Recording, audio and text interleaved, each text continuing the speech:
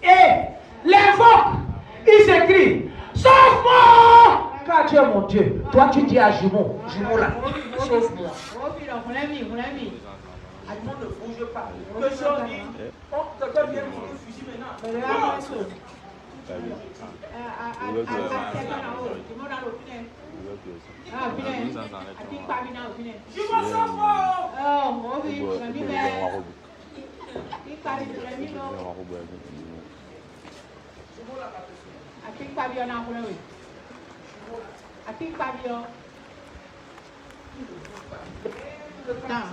Si c'est quoi, on prend. On fait demi-tour.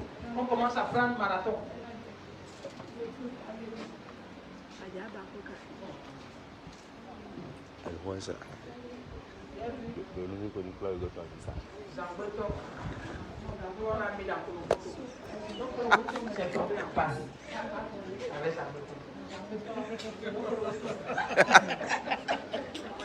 Dis-moi, tu vas expliquer ça comment? On va appeler maintenant les canaux. Et il est en bas.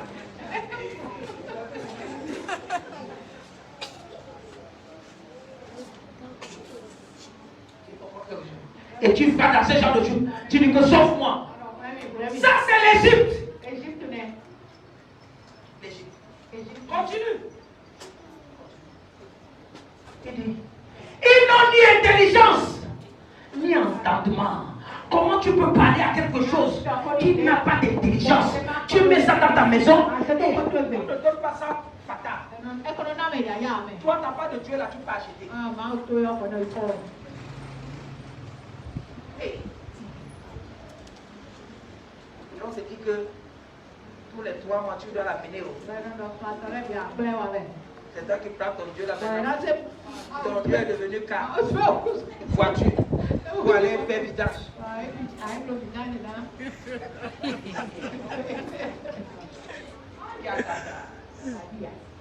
Hey. Écoute, ils n'ont ni intelligence.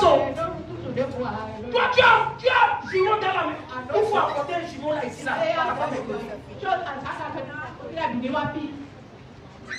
Comment te dire? Ils n'entendent pas, ils ne comprennent rien. Car on leur a fermé les yeux pour qu'ils ne voient pas.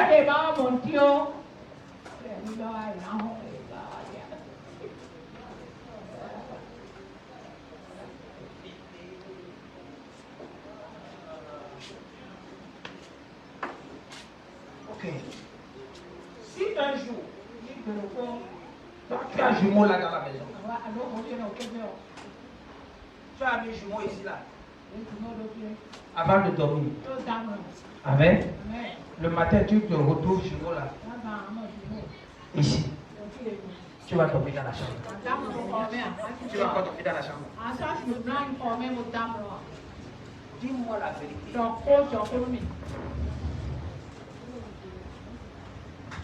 Donc tu vas devenir fou dans la même chose. J'ai mis ça ici. Tu vas commencer à parler seul. Et le cœur, pour qui ne comprennent, on a fermé leur cœur, ils ne comprennent rien.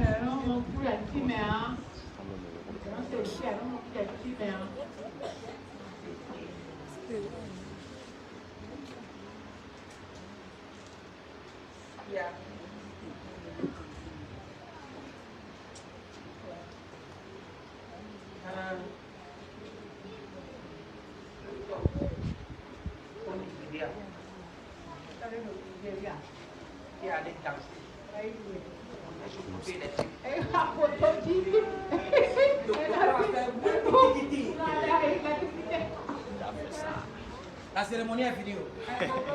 Personne ne l'a touché. Tout le monde a laissé là. On a appelé NEPA. On appelle SBE là-bas, NEPA. Pour couper la ligne. Amen. Continue.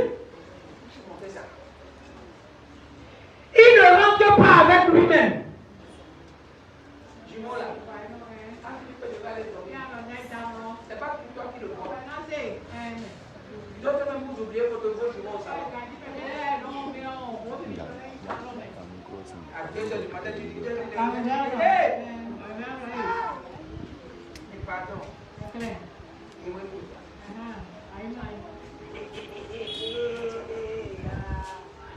Ah! Il ne rentre pas en lui-même. Il n'a ni intelligence, ni le bon sens de dire. J'en ai brûlé une moitié au feu, cuit du pain sur le charbon, j'ai rôti de la viande et j'ai mangé, et avec le reste, je ferai une abomination, je me procéderai devant un morceau de bois.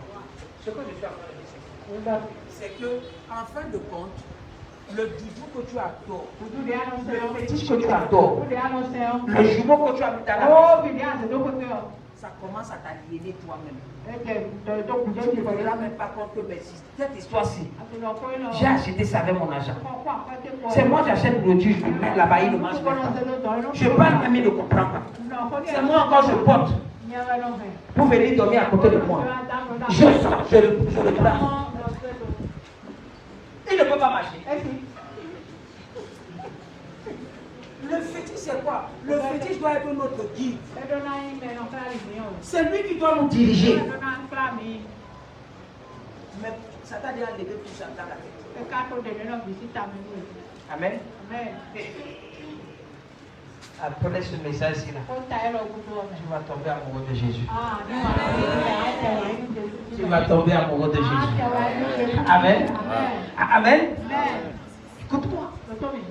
Si les mêmes adjectifs, les mêmes verbes, les mêmes noms que tu utilises pour prendre l'argent chez un homme, tu pouvais utiliser ça pour Jésus.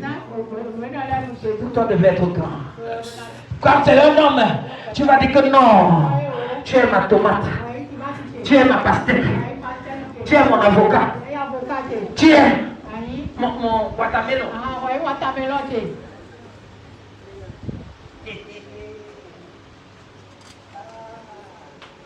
Quand dis-tu de Dieu? Qu'est-ce que tu dis de Dieu? Seigneur, tu es là. Seigneur, j'ai besoin. J'ai besoin. J'ai besoin.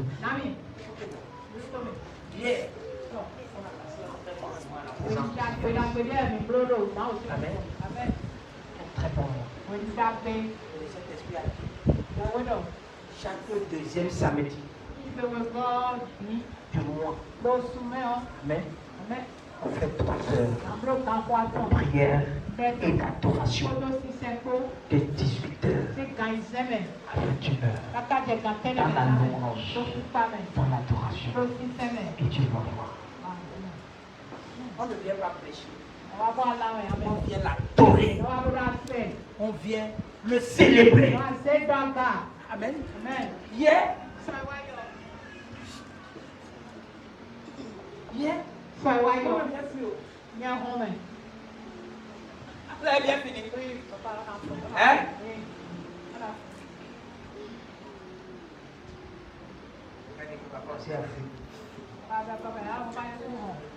Amen. Amen.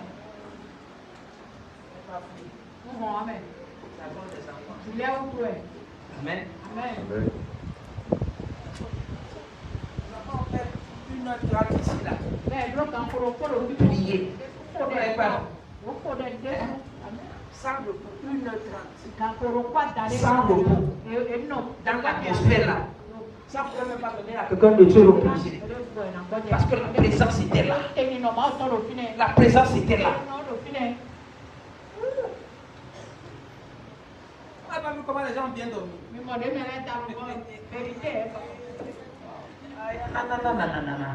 Amen. Ce Dieu-là va se manifester. Écoute-moi. Quand tu lis la Bible, il y a un certain nombre de personnes aussi qui étaient aussi découragées dans la Bible, qui se sont dit que non, ce Dieu-là nous a abandonnés. C'est possible qu'à un moment, ce Dieu-là abandonne. Mais quand tu cherches sa face, il revient. La Bible dit que les enfants d'Israël se sont levés. Ils se sont levés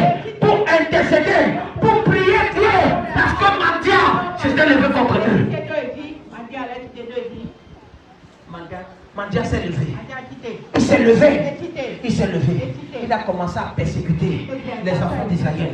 Il avait une stratégie. Ils attendent que non, que lorsque tu as déjà apprêté ta chose pour pouvoir manger, c'est là où ils viennent prendre. Combien d'entre vous, lorsque tu as déjà travaillé, le jour où on te donne ton salaire, c'est là où tu tombes malade. Tu as déjà travaillé, le jour où on te donne ton salaire, c'est là où les voleurs entrent chez toi. Tu as déjà travaillé, le jour où tu prends ton salaire, c'est là où tu fais accident. L'argent que tu as pris, tu vas utiliser ça pour autre chose. Amen. La Bible dit, quand il cherchait la face de l'Éternel, ce Dieu-là, c'est un Dieu miséricordieux, c'est un Dieu rempli de compassion. La Bible dit quelque chose. Lorsqu'ils ont prié, Dieu a décidé d'envoyer un prophète. Lorsque Dieu a envoyé un prophète, le prophète aussi a intercédé. L'ange de Dieu est descendu. Le même ange. Ce ministère va descendre. Amen. Il va descendre. Amen. On a pris l'exemple de Gédéon. La Bible dit, Gédéon aussi faisait partie des enfants d'Israël. Et lorsque l'ange est venu, l'ange a dit Gédéon, il a dit à Gédéon, vaillant héros, vaillant héros, vaillant héros. Écoute-moi bien, les gens peuvent te sous-estimer, les gens peuvent ne pas te comprendre, mais il y a quelque chose en toi que toi-même tu ne sais pas. Lorsque le Saint-Esprit va activer ce qui est en toi, les gens entendront parler de toi.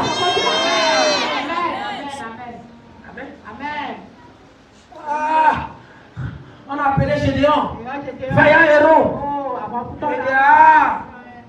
Laisse-moi ça. Écoute-moi. Lorsque tu passes, les gens disent que tu es jolie. Ils ne sont pas en train de te faire plaisir, c'est ce que tu es. Ils sont simplement en train de te rappeler ce que tu es. Amen. Ah, tu es bien habillé. Oui. On a dit à Gédéon, vaillant héros. Gédéon a dit que, mon Seigneur, qu'est-ce qui est vaillant à moi? Il n'y a rien de vaillant à moi. Il n'y a rien de bon à moi. Écoute-moi, la seule chose que tu vas faire dans ta vie qui ne va pas plaire à Dieu, c'est de te sous-estimer toi-même. Te sous-estimer. Amen.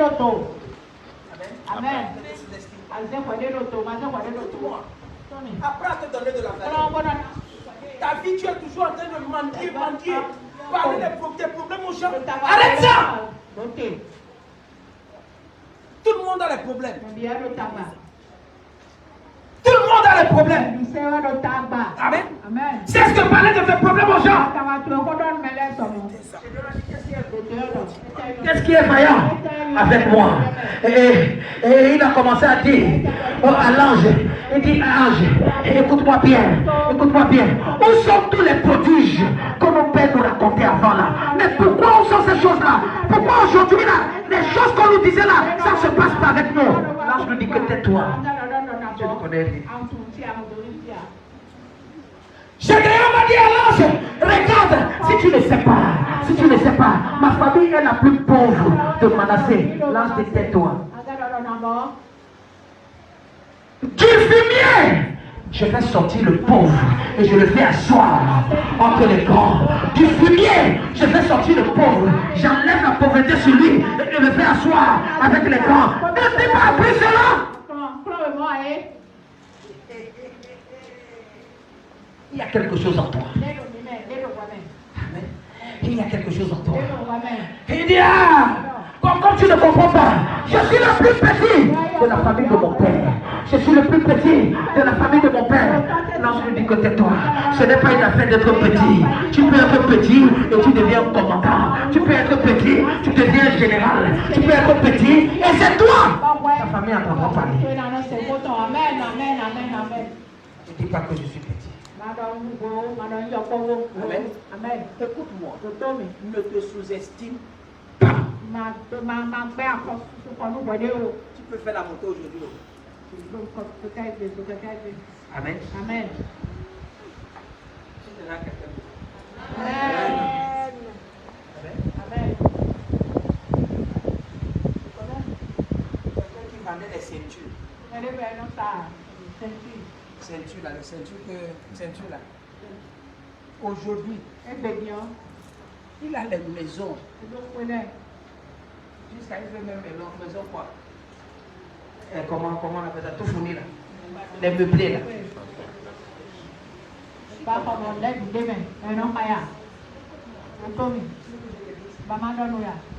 je priais hier, cet esprit m'a dit quelque chose. Fils, c'est une affaire des temps et des saisons. Chacun a son temps, chacun a sa saison. Quand ta saison arrive, personne ne peut te stopper. Amen. Si pour toi n'est pas encore arrivé, ça veut dire que ta saison n'est pas encore arrivée. Ton temps n'est pas encore arrivé. Mais ce qui est sûr, ton temps va arriver.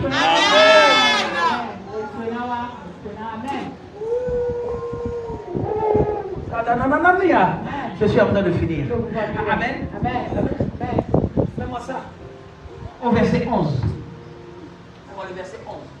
Amen. La Bible dit, puis l'ange de l'Éternel, il s'assit sur le terrible d'enfant. Écoutez-moi. Lorsque Dieu veut commencer ton affaire, ce n'est pas toi qui vas à la rencontre. Il est déjà là, il t'attend. Il attend seulement que tu viennes vers lui. Amen. Et pourquoi? Dieu est déjà positionné. Là où tu veux partir. Amen. Il t'attend là. Le problème c'est que quoi? Tu refuses d'aller vers lui. Va vers lui. Tombe amoureux de lui. Va vers lui. Quand tu aimes quelque chose, tu vas faire la chose. Amen. Puis l'ange de l'Éternel était assis. Ça attendait Gédéon. Il est en train de faire son carré. Il va manger pendant un mois. De peur que mendiant ne vienne encore remplacer ça. Amen. La Bible dit que puis l'ange de l'Éternel, il était assis sur le terrible d'enfant qui appartenait à Joas de la famille d'Abiézer. Gédéon, son fils, battait du froment au pressoir pour le mettre à l'abri de mendiant. Continue. L'ange de l'Éternel lui apparut et lui dit, l'Éternel est avec toi, vaillant héros. Je suis venu dire à quelqu'un, l'Éternel est avec toi. L'Éternel est avec toi. Oh, je parle à un vaillant héros. Je parle à une vaillante héroïne. L'Éternel est avec toi. C'est pourquoi tu n'es pas encore tombé. C'est pourquoi tu n'es pas encore mort. L'Éternel est avec toi. C'est pourquoi même quand l'accident va venir, l'accident ne te touche pas. Pourquoi l'Éternel est avec toi? Je prophétise sur ta vie. Ce Dieu-là sera toujours avec toi. Il ne va pas te laisser. Il ne va pas t'abandonner. Il sera avec toi au nom puissant de Jésus. Continue. Continue. La Bible dit quoi? Et Gédéon lui dit, ah mon Seigneur, si l'Éternel est avec